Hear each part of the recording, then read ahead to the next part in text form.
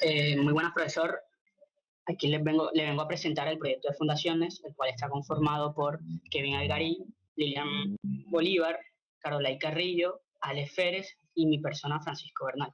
Como primera introducción, se planteó la problemática, el cual consiste en un proyecto ubicado en el municipio de Chigorodó, Antioquia, el cual está conformado por un lote rectangular ubicado en un terreno completamente plano. Se proyecta la construcción de un edificio de dos plantas de 6.89 metros por 9.57 metros, destinado como uso para oficinas. Se van a tener en cuenta los conceptos aprendidos durante el semestre. Tres fundaciones aplicando conceptos tales como los de cimentaciones, capacidad de carga, ensayos como lo son el de consolidación, el de CPT, entre otros conceptos que se aprendieron durante el semestre, planteando como objetivo principal diseñar la cimentación adecuada para las columnas asignadas, considerando las cargas actuales de la edificación y condiciones de suelo, y planteando también objetivos específicos como lo son realizar un diseño óptimo para la edificación en términos de capacidad portante, de carga, y admisible aplicando las ecuaciones generales teniendo en cuenta sus excentricidades, cumpliendo también con los asentamientos totales y admisibles en base a la normativa NSR10 para tanto para las estructuras como para los estudios de suelo en base al título H. Y ejecutando la solución de cimentaciones considerando una cimentación profunda para dimensionar. Estos estudios son muy importantes y son muy amplios en obras civiles, en construcciones de ingeniería, ya sea estructuras, en puentes, en carreteras, en túneles, en muros, entre otros aplicativos constructivos que están relacionando estos temas de fundaciones a nuestra carrera civil. Bueno, yo les hablaré sobre los dos primeros ítems del proyecto de fundaciones, en el que en nuestro grupo fue asignado la columna B2, que como primer parámetro tenemos el predimensionamiento, en el que tenemos una carga axial, un momento en X y un momento en Y. De la misma manera, una carga viva y una carga muerta, en el que la mayoración de la carga será la suma de la carga viva más la carga muerta, como nos dio aquí en este cuadro. De la misma manera, procedemos a hacer el resultado de las excentricidades, ya sea en X como en Y, por su fórmula que es el momento sobre la carga axial. De la misma manera, pero antes de hacer el diseño de una zapata, hay que tener en cuenta lo que es el ángulo phi y la cohesión, ya que esto es gracias a una fórmula que como factor principal hay que tener en cuenta los números de golpes en cada estrato, como lo tenemos aquí en esta gráfica. Y en cada estrato hacemos un promedio y lo redondeamos al entero mayor para cada ángulo phi. Y en la parte de la cohesión, como ya sabemos que en cada estrato de arena la cohesión es igual a 0. Y así podemos entrar en lo que es el diseño de una zapata.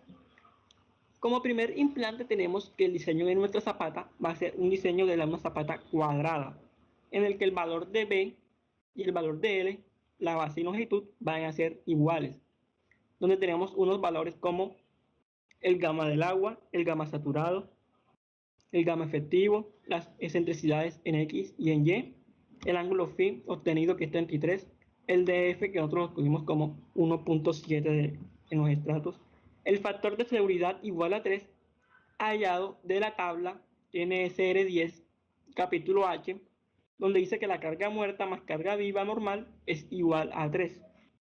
El B, la base y longitud, que es la que vamos a hallar, y la cohesión, que es igual a 0.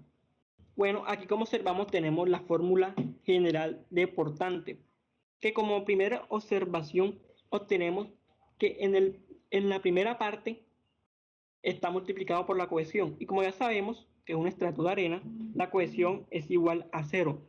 Por este motivo, este valor va a ser total igual a 0. Entonces, como procedimos a hacer los valores de la profundidad en forma, los factores de forma y los factores de profundidad, como son FCS, FYS y FQS, que aquí en los factores de forma hay que tener en cuenta que el B y el L van a ser efectivos, y así obtenemos estas fórmulas aquí presentes. Y para el factor de profundidad, como es FQD, hay que tener en cuenta que el B es de la zapata, lo mismo que la longitud. Y así procedemos a hacer o a buscar los valores de NQ, NC y N gamma por la tabla esta y con el ángulo phi que es de 33.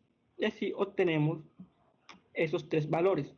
Y tenemos más estos valores que están aquí asignados importantes, como es el gamma, como es el Q, como es el área efectiva, los factores de forma y los factores de profundidad. En la ecuación general tenemos que Q sub U es igual a la carga axial por el factor de seguridad sobre el área efectiva.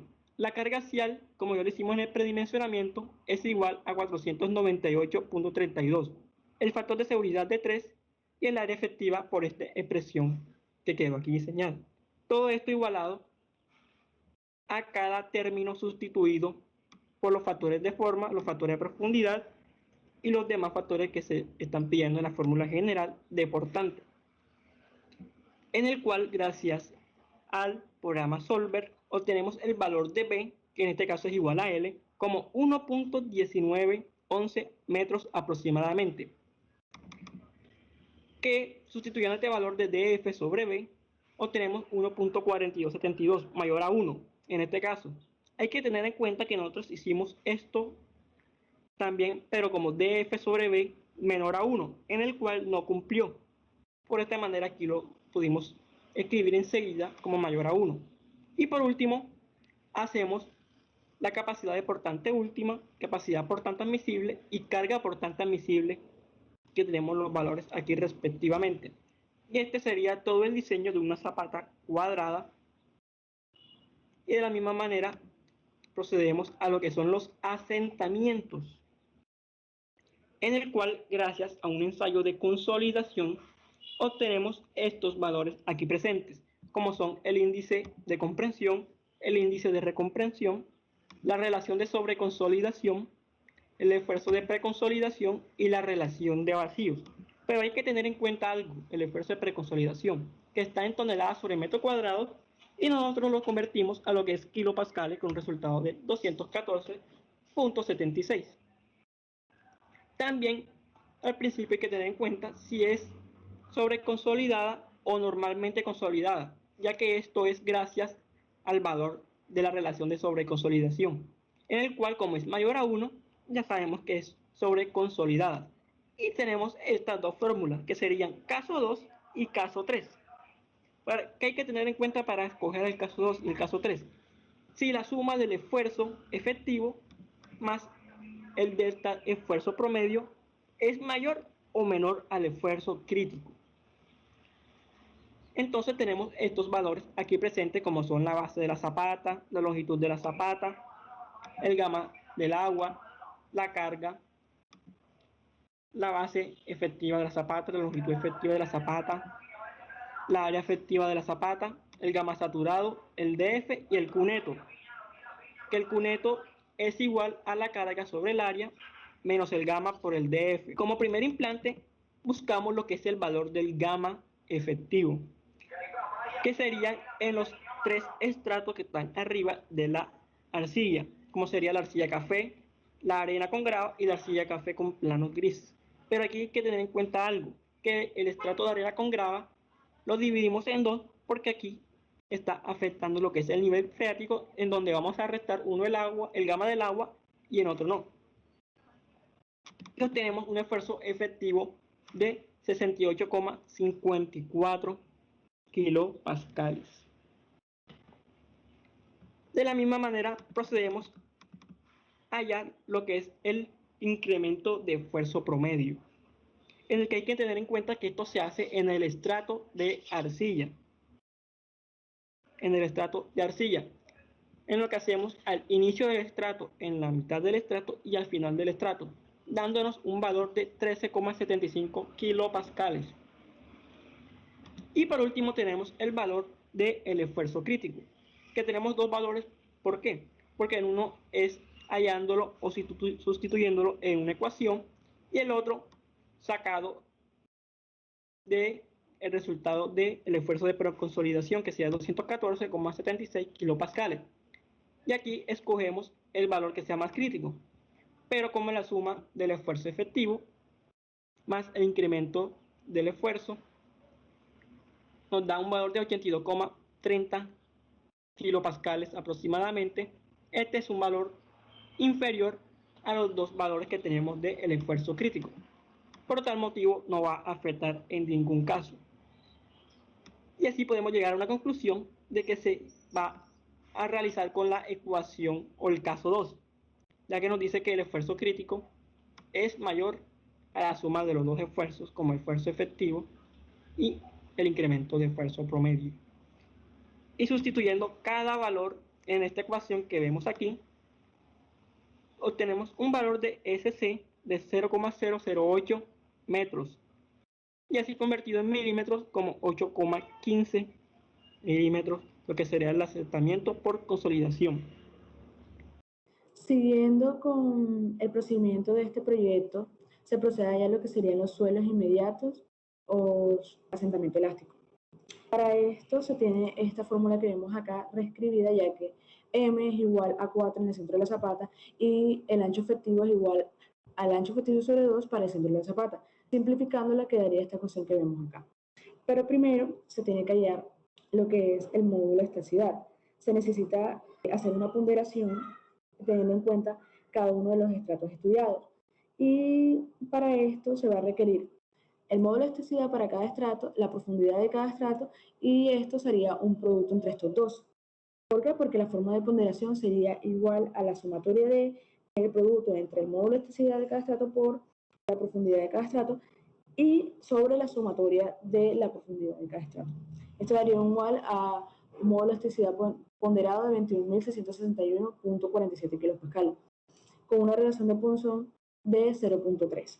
Entonces, procedemos a hallar lo que es el factor de forma y de influencia de profundidad. Para el factor de forma, se tiene en cuenta de que hay que hallar lo que sería la longitud efectiva sobre el ancho efectivo, que daría un igual de 1.36. Esto lo ubicaríamos en lo que sería esta tabla para hallar el factor de forma, pero vemos que no da un valor exacto, es decir, que se interpolaría con los dos valores más cercanos, con un resultado de factor de forma de 1.29. Seguido, encontramos el factor de influencia de profundidad, que para esto se tiene que hacer lo que sería de F sobre el ancho efectivo, que es igual a 2, y el ancho efectivo sobre la longitud efectiva, que sería igual a 0.732. Y hacemos lo mismo, pero ahora con una tabla diferente. En este caso vemos que no da como ninguno de los dos valores exactos. En el de F sobre el ancho efectivo se escogería el mayor, teniendo en cuenta la relación de punzón, y se interpolaría con los dos valores que se obtuvo haciendo la ecuación de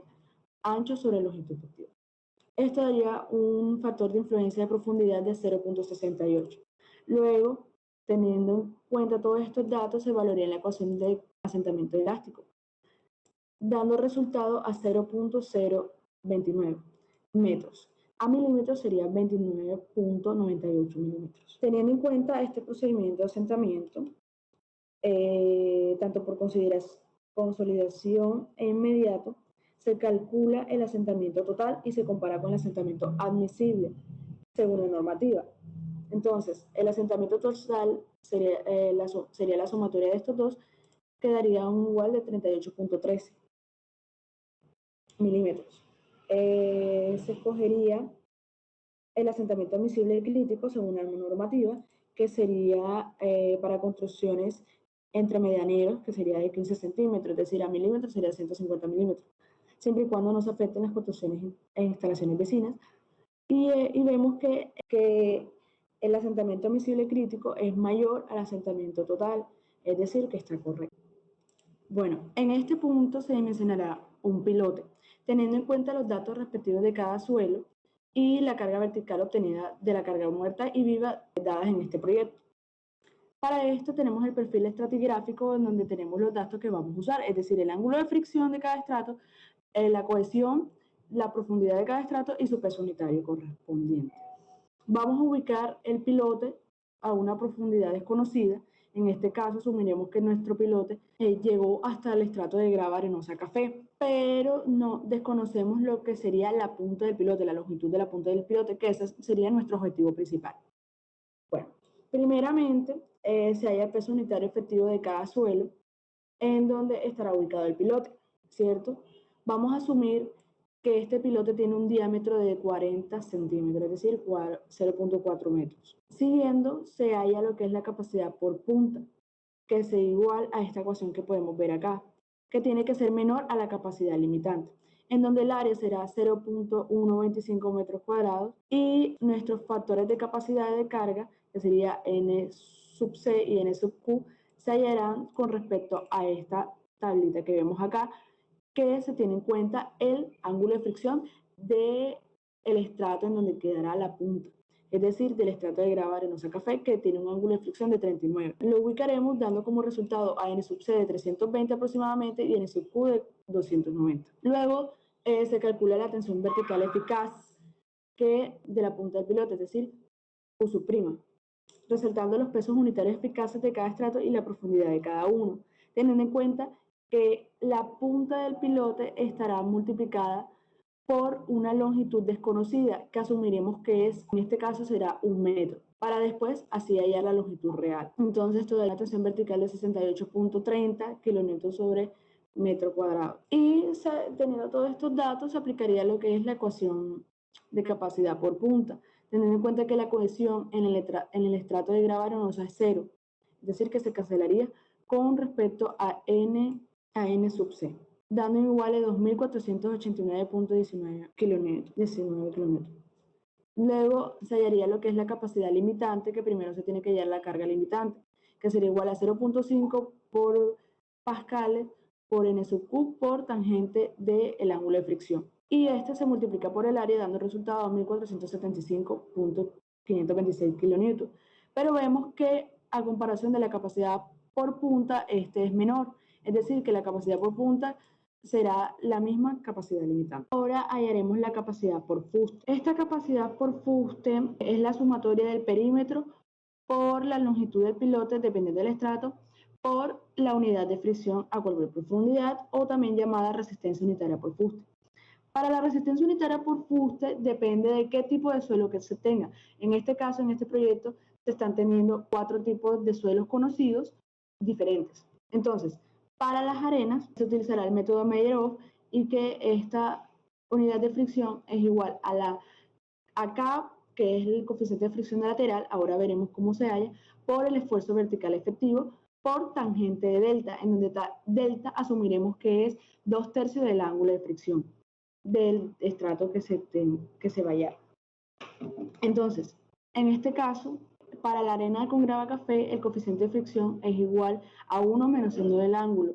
Entonces, este es igual a 0.454. Y para la grava arenosa café con un ángulo de fricción de 39 es igual a 0.371. Para las arcillas se utilizará el método beta, en donde la resistencia unitaria por fuste es igual a beta por el esfuerzo vertical efectivo, siendo beta igual al coeficiente de fricción lateral por tangente del ángulo de fricción drenada de la arcilla remoldeada. En este caso asumiremos que los ángulos de fricción de cada estrato del estrato de arcilla son remoldeados. Entonces, se tiene que K para el coeficiente de fricción lateral para arcillas normalmente consolidadas es 1 menos seno de el ángulo de fricción remoldeado.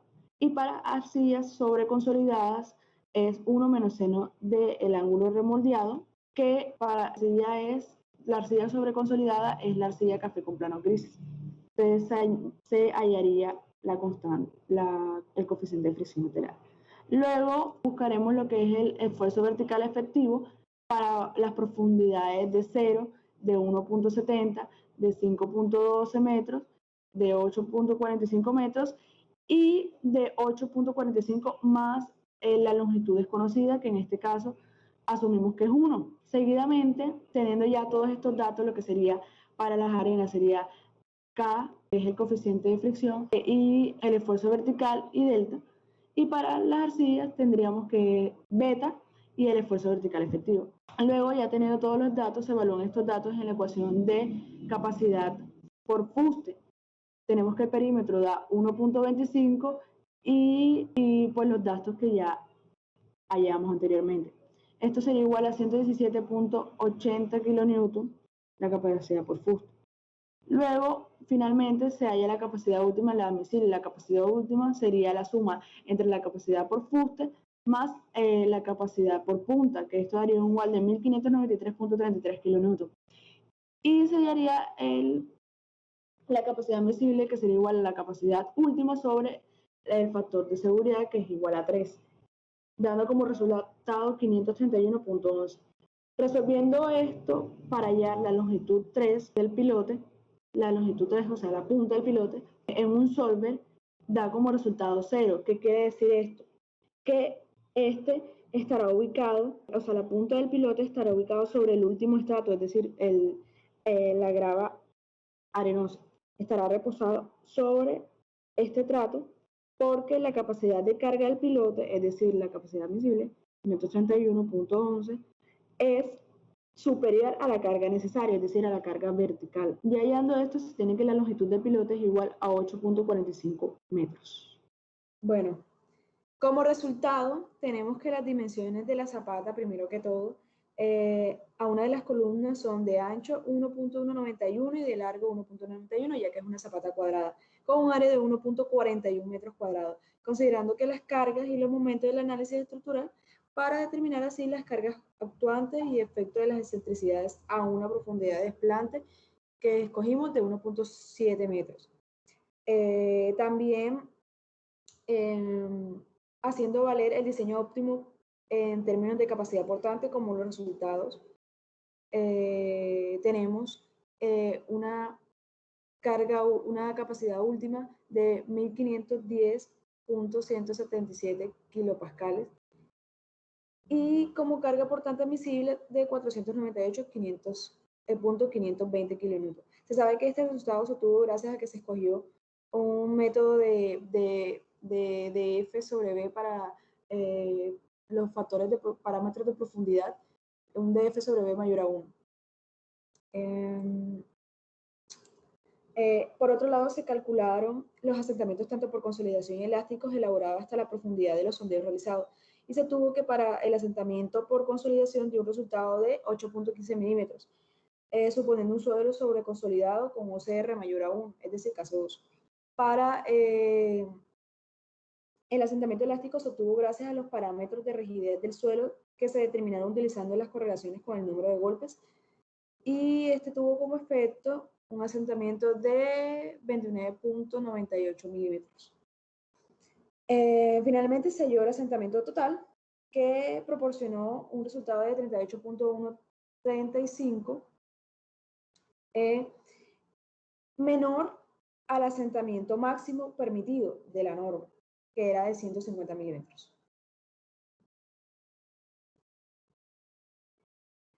Por último, para las cimentaciones profundas se dimensionó un pilote con diámetro de 0.40 metros. Este se ubicó hasta el último estrato que se le hizo sondeos, es decir, que la punta quedó en el estrato de grava arenosa a una profundidad de L3 igual a 0. ¿Qué significa esto? Que la punta del pilote está reposando sobre el último estrato.